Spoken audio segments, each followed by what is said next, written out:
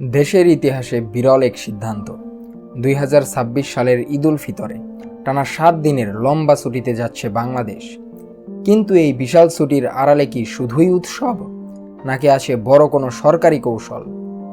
Garments শ্রমিকদের ছুটি নিয়ে বিজিএমইএ এর অবস্থান কি, আর স্কুল কলেজই বা কতদিন বন্ধ থাকছে? আজকের ভিডিওতে আমরা এই দীর্ঘ ছুটির লাভ ক্ষতির ব্যবচ্ছেদ করব। শেষ পর্যন্ত সঙ্গে থাকুন। সবার আগে নজর দেওয়া যাক অর্থনীতির চাকা সচল রাখা গার্মেন্টস সেক্টরের দিকে। সরকারি ছুটি ৭ দিন ঘোষিত হলেও গার্মেন্টস মালিকদের সংগঠন বিজিএমইএ এবং বিকেএমইএ থেকে একটি বিশেষ কৌশলগত সিদ্ধান্ত নেওয়া হয়েছে। সাধারণত বিদেশি বায়ারদের ডেডলাইন এবং প্রোডাকশন চাপের কারণে ফ্যাক্টরিগুলোতে পূর্ণাঙ্গ সরকারি ছুটি কার্যকর করা কঠিন হয়। তবে এবার সরকার এবং বিজিএমইএ এর মধ্যে একটি সমঝোতা হয়েছে যে শ্রমিকদের যেন ধাপে ধাপে ছুটি দেওয়া হয়, অর্থাৎ সব কারখানায় একসাথে ছুটি না দিয়ে এলাকা ভিত্তিক বা জোন অনুযায়ী ছুটির তারিখ ভিন্ন হতে পারে। এর মূল উদ্দেশ্য হলো একসাথে ৪০ থেকে ৫০ লাখ শ্রমিক ঢাকা ছাড়লে যে ভয়াবহ ট্রাফিক জ্যাম তৈরি হয় তা নিয়ন্ত্রণ করা। যদিও অনেক মালিকপক্ষ ৩ থেকে ৪ দিনের মূল ছুটি দেবেন, তবে খবর পাওয়া যাচ্ছে যে অনেক কারখানা তাদের গত কয়েক মাসের অতিরিক্ত কর্মঘণ্টা বা ওভারটাইম সমন্বয় করে শ্রমিকদের টানা ৫ থেকে ৬ দিনের ছুটি দেওয়ার পরিকল্পনা করছে। এতে শ্রমিকরা দীর্ঘ সময় পর পরিবার নিয়ে থাকার সুযোগ পাবেন, আর রাস্তায় ভোগান্তিও কিছুটা সহনীয় থাকবে। এবার আসি আমাদের ভবিষ্যৎ প্রজন্মের অর্থাৎ শিক্ষা প্রতিষ্ঠানের দিকে। স্কুল কলেজ এবং বিশ্ববিদ্যালয়ের ছুটি কিন্তু সরকারি এই ৭ দিনের থেকে অনেক বেশি দীর্ঘ হতে পারে। ক্যালেন্ডার অনুযায়ী শবে কদরের আগে থেকেই বেশিরভাগ শিক্ষা প্রতিষ্ঠানে রমজান ও ঈদের বার্ষিক ছুটি শুরু হয়ে যায়। এর সাথে যোগ হচ্ছে নতুন অনুমোদিত ১৮ই মার্চের অতিরিক্ত ছুটি। শিক্ষা মন্ত্রণালয় থেকে ইঙ্গিত পাওয়া যাচ্ছে যে অনেক স্কুল কলেজে তাদের অভ্যন্তরীণ ক্যালেন্ডার অনুযায়ী মার্চ মাসের দ্বিতীয় সপ্তাহের শেষ থেকেই ছুটি ঘোষণা করতে পারে। এর ফলে ছাত্রছাত্রীরা কার্যত ১০ থেকে ১২ দিনের একটি লম্বা স্প্রিং ব্রেক বা ঈদের অবকাশ পেতে যাচ্ছে। তবে মনে রাখবেন, দীর্ঘ ছুটির কারণে অনেক শিক্ষা প্রতিষ্ঠান অনলাইনে অ্যাসাইনমেন্ট বা বিশেষ হোমওয়ার্কের চাপ দিতে পারে, যাতে ঈদের পর সিলেবাসের ঘাটতি না থাকে।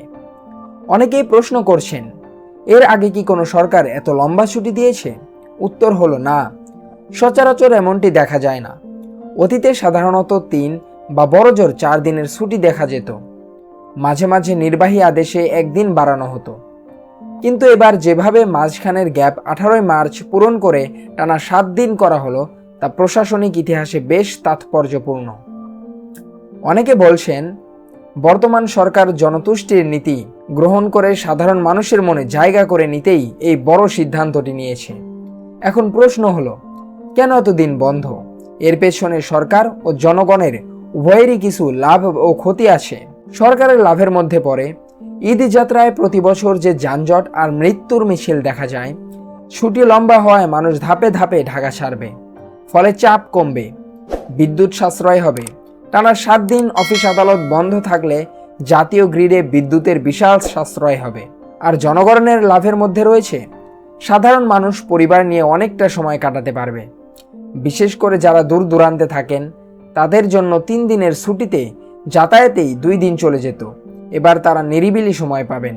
অর্থনৈতিক প্রভাব, তবে ব্যবসায়ীদের জন্য এটি কিছুটা চিন্তার কারণ।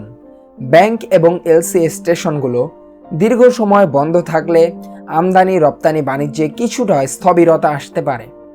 ছুটির সময় জরুরি সেবাগুলো যেমন হাসপাতাল, ফায়ার সার্ভিস, থানা এবং পানি বিদ্যুৎ সরবরাহ কেন্দ্রগুলো ২৪ ঘন্টা খোলা থাকবে।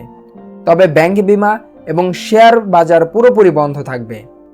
নিত্যপণ্যের বাজার ও সুপার শপগুলো সীমিত পরিসরে খোলা থাকলেও গণপরিবহনের ক্ষেত্রে চাপ থাকবে আকাশচুম্বী। তাই যারা আগে ভাগে টিকিট কাটবেন না, তাদের ভোগান্তি পোহাতে হতে পারে।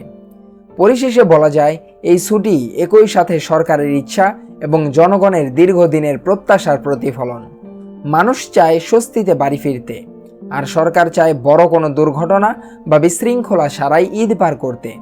কিন্তু মনে রাখবেন, ছুটি যতই লম্বা হোক, মহাসড়কের নিরাপত্তা আর ফিটনেসবিহীন বাসের দৌরাত্ম্য না কমলে সব আনন্দই ম্লান হতে পারে। 7 দিনের এই ছুটি কি দেশের অর্থনীতির জন্য ক্ষতিকর হবে নাকি মানুষের মানসিক প্রশান্তির জন্য প্রয়োজন ছিল? কমেন্টে আপনার মূল্যবান মতামত জানান। নিউজ অ্যানালাইসিস ভালো লাগলে ফ্রন্ট ডেস্ক টিভি চ্যানেলটি সাবস্ক্রাইব করে বেল আইকনটি চেপে দিন। দেখা হবে নতুন কোনো টপিক নিয়ে। আল্লাহ হাফেজ।